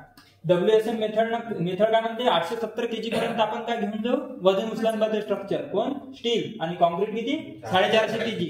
आणि LSM मेथड आणि WSM मेथड काय म्हणते 580 kg कोण उचलन स्टील आणि कॉन्क्रीट किती 110 kg. म्हणजे यांनी बघा ऍन ऍव्हरेज किती इथे 80 जर पकडलं 600 म्हणजे 420 kg ची काय ठेवली त्याने सेफ्टी. याने कितीची ठेवली ती सेफ्टी 130 kg ची. आणि इथं जर बघितलं तर इथं तर डायरेक्ट यांनी पकडा ना 890 kg ची सेफ्टी ठेवली. म्हणजे वजन ते उचलून राहिलं का कॉन्क्रीट ऍक्च्युअल मध्ये त्याची ताकद आहे तरी आपण काय म्हणतो तो 810च्या वर नाही उचलू शकत. ते खूप जास्त सेफ्टी झालं ना. त्या केसमध्ये काय होतं जे तुम्ही मटेरियल मॅन्युफॅक्चरिंग मध्ये कन्स्ट्रक्शन करताना वापरतो त्याचा पूर्ण युज होता का म्हणजे एखाद्याची तेवढी क्षमता आहे पण तुम्ही त्याच्या पूर्ण क्षमतेचा वापर करू राहिले का नाही आहे. सेफ्टीसाठी मग ही खूप जास्त होतं म्हणून ही मेथड गेली. आणि कोणती मेथड त्यानंतर LSM. ह्याच्यामध्ये एक दुसरी मेथड होती ULM होती. ULM म्हणून एक मेथड होती VLM मला अल्टिमेट लोड मेथड होती. कोणती होती अल्टिमेट लोड मेथड. म्हणजे सगळ्यात पहिली जर मेथड आली असेल RCC मध्ये तर ते होती WSM वर्किंग स्ट्रेस मेथड. त्यानंतर दुसरी जी येते ते होती अल्टिमेट लोड मेथड. आणि आता जे लेटेस्ट मध्ये चालत आहे ती कोणती मेथड चालतात लिमिट स्टेट मेथड. काय असते लिमिट स्टेट मेथड सध्याचे चालत आहे. तुम्ही समजलं का हे मेथड काय होती बिलकुल रिस्क नाही देणे का समजत आहे ना. अशीच होती ना बाबू भैयासारखी मेथड आहे ना रिस्कच नव्हती घेत ना काही. डायरेक्ट मटेरियलची ताकद असून मटेरियल वापर करतो का तुम्ही पूर्ण तिची ताकद असून नाही. पण LSM मेथड काय करतं बऱ्यापैकी रिस्क घेतात. कारण 130 ची सेफ्टी ठेवली आहे म्हणजे काय झालं थोडंसं वजन जास्त वर गेलं. Limit state method working state method ultimate load method आणि लिमिट स्टेट मेथड. तर आता आपण जे वापरतो आपण काय केलं थोडीशी रिस्क घेणं वाढवली. आलं लक्षात. आपण जास्त स्पीडनं गाडी चालवून राहिलो होतो सोप्या शब्दात असताना आणि कशा 20-30च्या स्पीडनं गाडी चालवत होता. आलं लक्षात. गाडीची ताकद होती पण आपण किती झालो 20च्या 30च्या स्पीडवर. पण इथं कसं आहे आपण 70, 80, 90 जातो. 120 समृद्धी आहे बरं ना तर पूर्ण ताकदनं गाडी चालवून राहिली इथं. हा पण कसं ते मटेरियल पण कसं आहे काय होते जर सपोज तुम्ही WSM मेथडनं खूप सेफ्टी जरी ठेवली काय होते तुम्हाला माहित आहे का जर नाही का सपोज त्या बार मध्ये 4 बार मध्येच काम होते तर तुम्ही 8 बार देऊन राहिले म्हणजे काय करताय तुम्ही खर्च वाढून राहिले ना. म्हणजे WSM मेथड मध्ये काय होतं पैसा जास्त लागत होता आणि मटेरियलचा पुरा वापर होत होता का नाही होत होता. पण ह्या केसमध्ये काय होता म्हणजे बऱ्यापैकी मटेरियलचा वापर पण पूर्ण केला चालला खर्च पण कमी होऊन राहिला आणि स्ट्रक्चर लोड पण जास्त उचलत आहे. फ्रेम स्ट्रक्चर जे आता जे LSM आपण डिझाईन करताय ते हाईटही खूप राहते. बिल्डिंगची साईज छोटी राहते ना साईज छोटी राहते म्हणजे सेक्शन पहिलेची वॉल जी होती कॉलम मध्ये त्या मोठ्या होत्या आता काय त्या छोट्या आहे. आणि त्याच्यानं काय ते आपल्याला कार्पेट एरिया जास्त भेटतो. नाही तर मग पहिले काय बिल्टअप एरियामध्ये ह्या अदर गोष्टीमध्ये जागा जास्त जात होती. मग वापरासाठी जो एरिया होता तो म्हणजे कोणता कार्पेट एरिया तो काय होता कमी भेटत होता. कोणत्या केसमध्ये WSM मध्ये LSM मध्ये जास्त भेटतो. म्हणजे ते कोणतं ते फ्रेम स्ट्रक्चरचा विषय. लोड बेअरिंग स्ट्रक्चर मध्ये तुम्हाला काय भेटते कमी भेटते आणि फ्रेम स्ट्रक्चर मध्ये काय ते तुम्हाला जास्त भेटते. फक्त मेथडचा काय मेन उद्देश हाच आहे का हा नाही का कमी वजन म्हणजे सेफ्टी जास्त ठेवत होता हा कमी सेफ्टी ठेवत होता. पण बऱ्यापैकी एवढी सेफ्टी ठेवता का ते कन्स्ट्रक्शन राहीलच उभं पडणार नाही असं. तेवढा IS कोडनं तेवढा विचारपूर्वकच त्या व्हॅल्यू तसं सेट केलं. तुम्हाला factor of safety partial factor of safety आला नसतं. त्याच्या केसमध्ये काय असते फॅक्टर ऑफ सेफ्टी. याच्या केसमध्ये काय असते partial factor of safety PFOS किंवा PFS काय असं लक्षात ठेवून लक्षात याचा फरक आहे. आता लक्षात आला का तुमच्या मेथड काय त्याच्यामध्ये नाही का इल स्ट्रेस आणि प्रूफ स्ट्रेस. तर इल स्ट्रेस काय असते मी तुम्हाला सांगितलं आहे ना. इल स्ट्रेस काय असते इल स्ट्रेस काय असते तुम्हाला सांगितलं होतं ना. इल्डिंग होते म्हणजे असं मटेरियल लांबत जाते तरी पण काय नाही होते त्याला वेळ घेते ना. तर तो टाइम जो आहे त्याला कोणतं म्हणतो सोप्या शब्दात इल स्ट्रेस. तर जितकी जास्त त्याची इल स्ट्रेस जास्त राहील म्हणजे ते तुटाची ताकद जास्त स्ट्रेस घेऊ शकत असाल तर म्हणजे तुझं मटेरियल काय होईल तितका वेळ जास्त टिकल. तर या केसमध्ये इल्डिंग सगळ्यात जास्त कोणाचं होऊ शकते, माइल्ड स्टीलचं इल्डिंग जास्त होते. जनरली पाहिलं तर इल्डिंग जास्त होते ना, पण त्याच्यामध्ये नाही का त्याच्यात नाही का प्रूफ स्ट्रेस आणि कॅरेक्टरिस्टिक स्ट्रेस आणि परमिसिबल टेन्साइल स्ट्रेस किती आहे. परमिसिबल टेन्साइल स्ट्रेस ते वरती पाहिलं तर तुम्ही 140 130 20 mm च्या वरचा जर बार असन तर त्या केसमध्ये किती राहते 130 न्यूटन पर mm स्क्वेअर. 20 mm च्या खाली असेल तर 140 न्यूटन पर mm स्क्वेअर. आणि जर HYSD बार असेल तर किती होती 230. म्हणून मी सांगतो ना पहिल्या नंबरचं टेन्शन आणि कॉम्प्रेशनची केस कोण महत्वाची आहे, कारण याच्याच व्हॅल्यू तुम्हाला कामी पडते. आणि अजून एक कोणता हा 500 जर ग्रेड असेल कोणता तर 415 साठी बोललेले ते. आणि 500 जर ग्रेड असेल तर त्याच्यासाठी किती आहे व्हॅल्यू 275. याला का लक्षात तुमच्या काय परमिसिबल स्ट्रेंथ टेन्साइल स्ट्रेंथ आहे. परमिसिबल काय टेन्साइल स्ट्रेंथ 20 mm च्या वर जर बार असेल तर त्या केसमध्ये किती येतात 130 न्यूटन पर mm स्क्वेअर. आणि 20 च्या खाली असेल त्या केसमध्ये 140 न्यूटन पर mm स्क्वेअर आहे. बघा काय बार अप टू 20 mm तर 140 म्हटलं ना, म्हणजे खालच्या केसमध्ये जास्त मोठी व्हॅल्यू आहे. आणि 415 साठी किती आहे 230 न्यूटन पर mm स्क्वेअर. आणि 500 साठी आहे किती 275 पर न्यूटन पर mm स्क्वेअर. हे काय त्याची परमिसिबल स्ट्रेसेस आहे. आणि कॅरेक्टरिस्टिक स्ट्रेंथ जसं कॉन्क्रीट मध्ये सांगितलं मी M5 M10 M15 M20 M25 त्याच्या समोरचा जो आकडा आहे तो आकडा काय त्याची सोप्या शब्दात कॅरेक्टरिस्टिक स्ट्रेंथ आहे. म्हणजे M5 ची कोणती M5 म्हटलं तर 5 न्यूटन पर mm स्क्वेअर, M10 म्हटलं 10 न्यूटन पर mm स्क्वेअर. तसंच याच्या केसमध्ये नाही का तो त्याचा जो आकडा राहील तोच त्याची काय राहते कॅरेक्टरिस्टिक स्ट्रेंथ राहते. तर हा कोणता mild steel bar. Mild steel bar म्हणजे काय सांगतो तुम्ही Fe 250. तर मग त्याची 250 काय आकडा त्याचा कॅरेक्टरिस्टिक स्ट्रेंथ आहे तो युनिट आहे. न्यूटन पर mm स्क्वेअर काय युनिट आहे. मग काय 250 न्यूटन पर mm स्क्वेअर काय त्याची कॅरेक्टरिस्टिक स्ट्रेंथ. 415 असेल त्याची काय आहे 415 न्यूटन पर mm स्क्वेअर. आणि जर 500 असेल तर 500 न्यूटन पर mm स्क्वेअर. 550 जर असेल तर 550 न्यूटन पर mm स्क्वेअर. असं त्याची जे आकडा जो राहते ना तोच आकडा त्याची काय असते सोप्या शब्दात कॅरेक्टरिस्टिक स्ट्रेंथ असते. आणि यील्ड स्ट्रेस और प्रूफ स्ट्रेस काय आहे तर प्रूफ स्ट्रेस तर हे जे जनरली जे कॅरेक्टरिस्टिक स्ट्रेंथ आहे ना तीच व्हॅल्यू त्याची काय आहे यील्ड स्ट्रेस आहे. काय असते यील्ड स्ट्रेस. कारण ही जे हा जो आकडा राहतो कोणता Fe 250 ते Fe हा 250 आकडा काय रिप्रेझेंट करते यील्ड स्ट्रेस रिप्रेझेंट काय करते यील्ड स्ट्रेस रिप्रेझेंट करते. हा यालाच काय म्हणतात तुम्ही कॅरेक्टरिस्टिक स्ट्रेंथ. कोणत्या केसमध्ये आहे ही सगळी गोष्ट आरसीसीच्या केसमध्ये. कशाच्या आरसीसीच्या केसमध्ये. पण हेच जर गोष्ट स्टील स्ट्रक्चरवर आली कशावर स्टील स्ट्रक्चरवर. त्या केसमध्ये जर Fe 250 लिहिलं असं काय दिलं असं Fe 250. Fe 250 जो आहे 250 तिथं हा काय राहते यील्ड स्ट्रेस नसते हा अल्टिमेट स्ट्रेस राहते. काय राहते अल्टिमेट स्ट्रेस. आता यील्ड स्ट्रेस आणि अल्टिमेट स्ट्रेस काय असते हे पण समजा तुम्हाला थोडं क्लिअर जर पाहिजे असेल तर त्याचा एक नाही का ग्राफ राहतो. काय राहतो ग्राफ राहतो. तो ग्राफ कसा राहतो तर मी तुम्हाला नाही का काल समजून सांगितलं होतं. एक तर याच्यात मोठ्या याच्यात सांगा फक्त एवढा ग्राफ समजून सांगतो.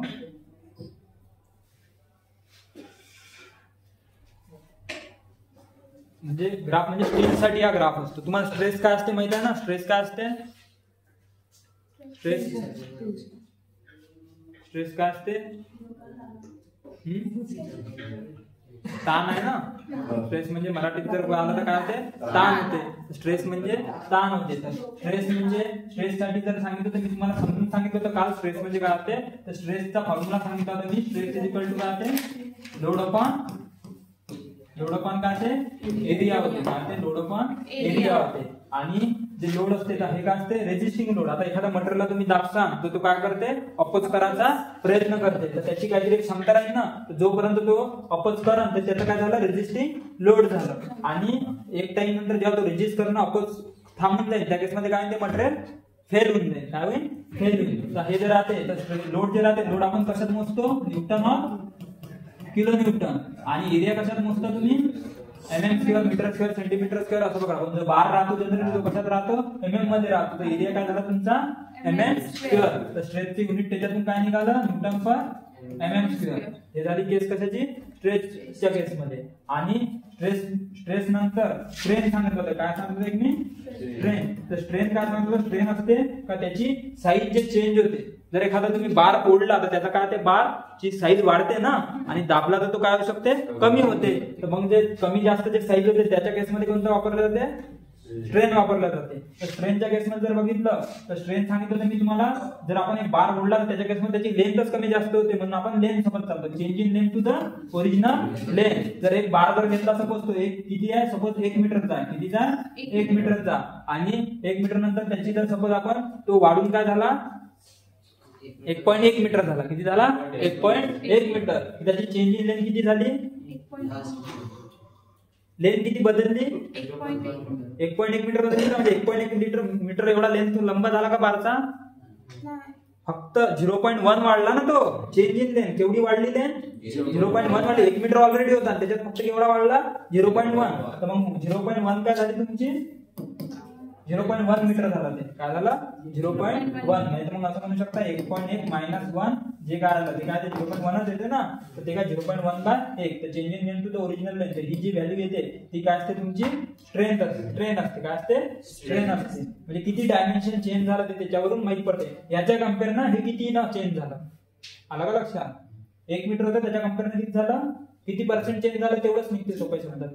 तर हे जे आहे स्ट्रेन, तर स्ट्रेन मध्ये हा मीटर गेला, हा मीटर कॅन्सल झाला, तर याला युनिट राहिलं का? नाही. म्हणून स्ट्रेनला युनिट असते का? नाही. तर नो युनिट. स्ट्रेनला काय असते? युनिट नसते. स्ट्रेनला युनिट आहे काय? न्यूटन पर मीटर स्क्वेअर. याचा भागला जे काही येईन व्हॅल्यू ती व्हॅल्यू काय 0.1 येईल. काय 0.1. सोप्या शब्दात तुम्ही पर्सेंटेज मध्ये समजू शकता. हे 10% झाले का? सोप्या शब्दात 0.1 म्हणजे 1 मीटरच्या एक वाढला म्हणजे काय झालं? ते 10% चेंज झालं. म्हणजे साईज त्याची त्या पूर्ण याचे किती 10% चेंज झाली. त्यानंतर नाही का जर हे 2 आकडा असता हे किती झाले असते? 20%. म्हणजे किती? 20% वाढली. कुठेतरी टक्क्यासोबत रिलेट नाही होत का? हे जर 100% कन्सिडर केलं तर किती न झालं होते ना टक्क्यासोबत. तर असा तो फरक आहे त्याच्यामध्ये.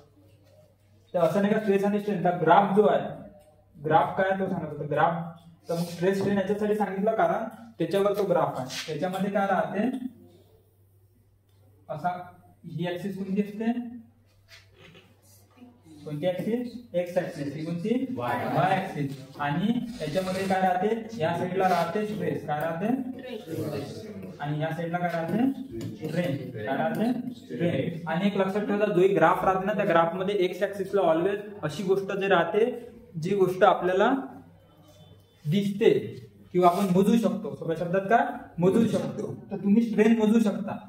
स्ट्रेन कशी मोजू शकता? तुम्ही पहिले 1 मीटरचा मशीन मध्ये टाकला बार, मशीन काय करते? बारला असं खिचत आहे म्हणजे ओढत आहे. तर ताणताना त्याची जी साईज वाढत आहे, साईज मोजू शकता ना. पण त्याच्या आतमध्ये किती स्ट्रेस आला हे मोजू शकता का? किती स्ट्रेस आला मोजू शकता का? नाही मोजू शकत. तर मग तुम्हाला स्ट्रेन माहित पडलं त्याच्यावर तुम्ही स्ट्रेस काढू शकता. पण तुम्हाला म्हणून जे नोन क्वांटिटी राहते ते काय राहते? स्ट्रेन राहते. आता तुम्हाला किती स्ट्रेस आला हे मोजू शकते का कोणी? आता तुमच्या प्रत्येकाच्या डोक्यामध्ये काहीतरी स्ट्रेस असं घरचं, तर याच्या डोक्यात किती किलो स्ट्रेस आहे, याच्या डोक्यात किती किलो स्ट्रेस आहे असं मोजता येते का? युनिट आहे का कोणतं? तर स्ट्रेस मोजायला युनिट नाही आहे, पण स्ट्रेन मोजू शकतो. म्हणून स्ट्रेन कोणत्या ऍक्सिस? जे नोन क्वांटिटी राहते कुठे येते? एक्स ऍक्सिसला. आणि जी दुसरी जी राहते ती कुठे जाते? वाय ऍक्सिसला. तर मग याच्यामध्ये काय राहते? ज्यावेळेस नाही का तुम्ही बार जेव्हा नाही का ओढणं सुरू करता ना तेव्हा तो युनिफॉर्मली पहिले असा लांबणं सुरू होते. काय ते? युनिफॉर्मली. त्या केसमध्ये काय राहते? जसं जसं स्ट्रेस देतो तसं तसं काय ते? तसं जसं स्ट्रेस देतो तसाच तो वाढते. म्हणजे जर सपोज तुम्ही स्ट्रेस नाही का 1 किलो वजन न ओढलं तर 1 किलोचं त्याच्यावर काय येते? स्ट्रेन येते. म्हणजे स्ट्रेन जेव्हा तुम्ही ओढून राहिले ना तसाच तेवढाच काय ते? जसं जसं ओढतात तेवढाच तो वाढते. म्हणजे जेवढा तुम्हाला ताण देईल तेवढंच तुम्ही लांब सांग अशी केस होते. पहिले सुरुवातीला काय ते? सुरुवातीला जसं जसं स्ट्रेस वाढते म्हणजे इथपर्यंत स्ट्रेटच जाते. म्हणजे सांगायचं होतं 1 किलो दिलं तिकडं स्ट्रेन पण 1 किलो देते. 2 किलो झाला तर इकडं 2 किलो. आता हे काही किलो मध्ये होत नाही, हे कशात होते? न्यूटन मध्ये. कारण मी सांगितलं होतं आपल्या इकडे कोणतं चालते भाषा? न्यूटनची. आणि हे सांगितलं होतं 1 किलो म्हणजे किती होते? 10 न्यूटन. म्हणजे जर सपोज 10 न्यूटन एवढं जर रिडिंग आलं याचा अर्थ काय? तिथं 10 किलो 1 किलोचं वजन लागलं. कितीचं? 1 किलोचं वजन आलं. ते डायल गेज जे जसं तुमच्या गाडीवर जे हे राहते ना रिडिंग दाखवणार तसे त्याच्यावर रिडिंग दाखवणार राहते, त्याला डायल गेज म्हणते. त्या डायल गेज वर नाही का हे न्यूटन और कशात राहते? Kilo Newton. तर तिथे युनिट किलो न्यूटन मध्ये राहते. कारण तिथं कमी ताकद लागते का? 1 किलो न ओढला जाणार आहे का बार? नाही, त्याला वजन जास्त लागते ना. आणि 1 किलो न्यूटन म्हणजे किती केजी होते? हे होते न्यूटन 1000. 1 किलो न्यूटन म्हणजे काय ते? 1000 न्यूटन होते.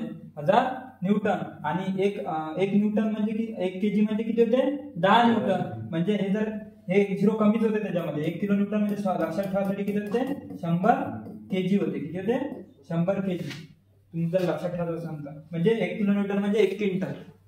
1 किलो न्यूटन म्हणजे काय ते 1 क्विंटल. 100 kg म्हणजे 1 क्विंटल म्हणता ना तुम्ही, तर ते काय ते 1 क्विंटल. तर सुरुवातीला काय होते हे असं वाढत जाते आणि असं वाढत गेल्यानंतर काय होते एक टाइम नंतर हे असा चेंज असा शेप होते असा होते. म्हणजे याचा अर्थ काय होते माहिती आहे का, जसं जसं तुम्ही नाही का त्याच्यावर स्ट्रेस देता म्हणजे वजन वाढवत आहे तशी तशी त्याची काय होते पहिले साईज वाढत आहे. बारची अशी लंबाई होत आहे. मग लंब होत गेलं मग एका टाइम नंतर काय होते एकदम झपकन वाढते. तुम्ही बघा एखादी गोष्ट ओढताना पहिले ओढाल ताकद लावते नंतर अशी झटकासारखी एकदम लांबून जाते. आलं लक्षात. तशा टाईपची सिच्युएशन आहे. त्या केसमध्ये झपकन लांबते आणि असं जाते म्हणजे वाढून असं लांबते. मग त्यानंतर काय ते त्यानंतर तुम्ही स्ट्रेस देऊ नका. तुम्ही पाक पाला ना पहिले हळूहळू जाते मग एकदम झपकन लंबा जाते मग तो स्पीड न वाढते ना.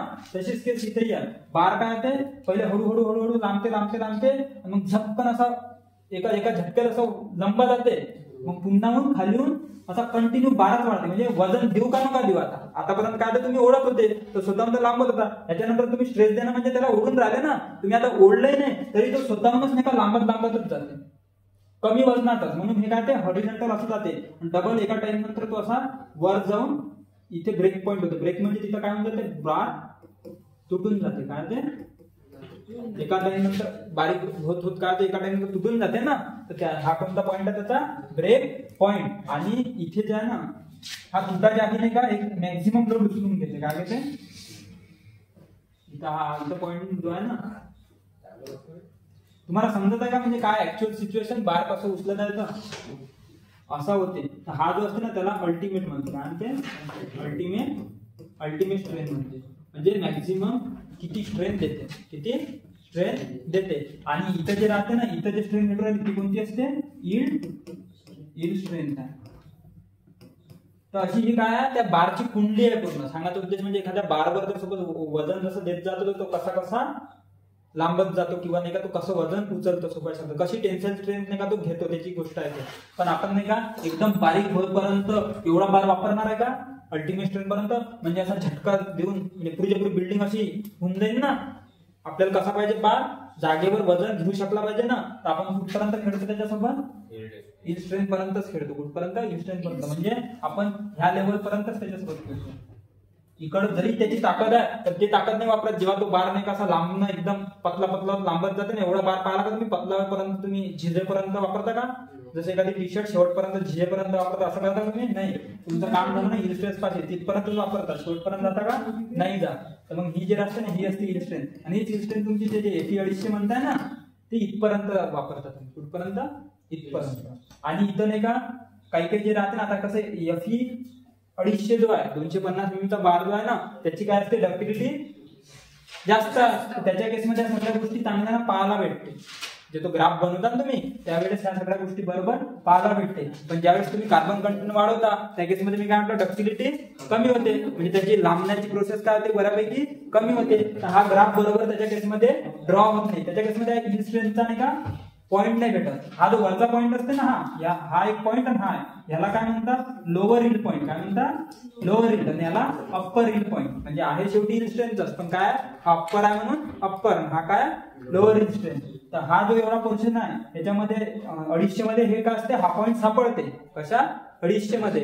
पण जेव्हा तुम्ही 415 500 किंवा 550 चा हे घेता काय म्हणते त्याला लोहा बार घेता तर त्या केसमध्ये काय होते हा पॉईंट बरोबर दिसतच नाही. तर मग त्या केसमध्ये ते काय म्हणते ही जी लाईन राहते ना ह्याच्यापासून 0.2% तिथं आहे ना तुमच्या मगाशी ते नोट्स मध्ये पाहिलं का 0.2 वर नाही का यील्ड स्ट्रेंथ दाखवली आहे. इथून असं नाही का लाईन पॅरलली ड्रॉ करायची अशी. आणि इथं जिथे हे टच होईल ना तो पॉईंट काय म्हणून घेतात ते अप्पर यील्ड पॉईंट म्हणून घेतात.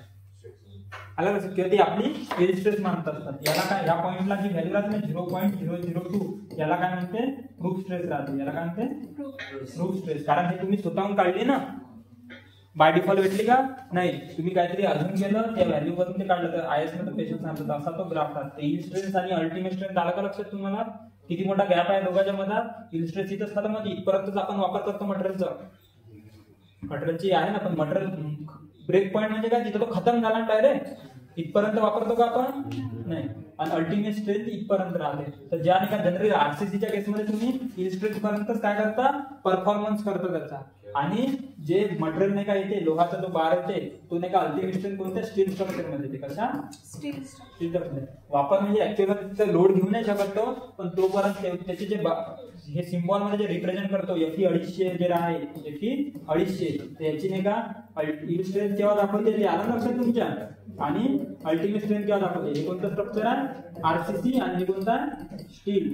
बार तोच आहे Fe 250, फक्त व्हॅल्यू काय आरसीसीच्या केसमध्ये याला काय म्हणतात तुम्ही? Hill strength. आणि ह्याच व्हॅल्यूला स्टील स्ट्रक्चर मध्ये काय म्हणतात? Ultimate strength. तर हा ओव्हरऑल तुम्हाला समजला का पॉईंट काय आहे ओव्हरऑल. आणि एक अजून जास्त डिटेल सांगायचं झालं तर इथपर्यंत काय तर जेवढी स्ट्रेस वाढतात तेवढीच काय वाढतात? स्ट्रेन वाढतात. कुठपर्यंत? या पॉईंट पर्यंत. सारखं म्हणजे स्ट्रेट लाईन चालली ना तिरपी. तर या केस मध्ये काय होतं? Stress is equal to strain आहे ना. तर ह्या स्ट्रेस इज इक्वल टू स्ट्रेनलाच म्हणतात हुक लॉ. कोणता लॉ म्हणतात? हुक्स लॉ म्हणतात. हा हुकचा लॉ आहे. हुक्स नावाचा सायंटिस्ट त्यांना हे पूर्ण स्टडी केलं असं, त्याला नाव देऊन दिलं. हा कोणता लॉ आहे? Hooke law. Stress is equal to strain. असा टाईपचा ग्राफ आहे. तर आता लक्षात आलं ना हिल स्ट्रेंथ काय असते, अल्टिमेट स्ट्रेंथ अशी पूर्ण त्याची कुंडली.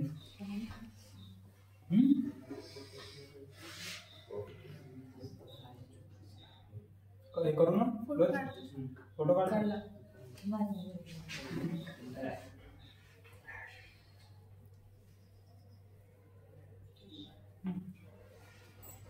ठीक आहे, ब्रेक घेऊन घ्या आता.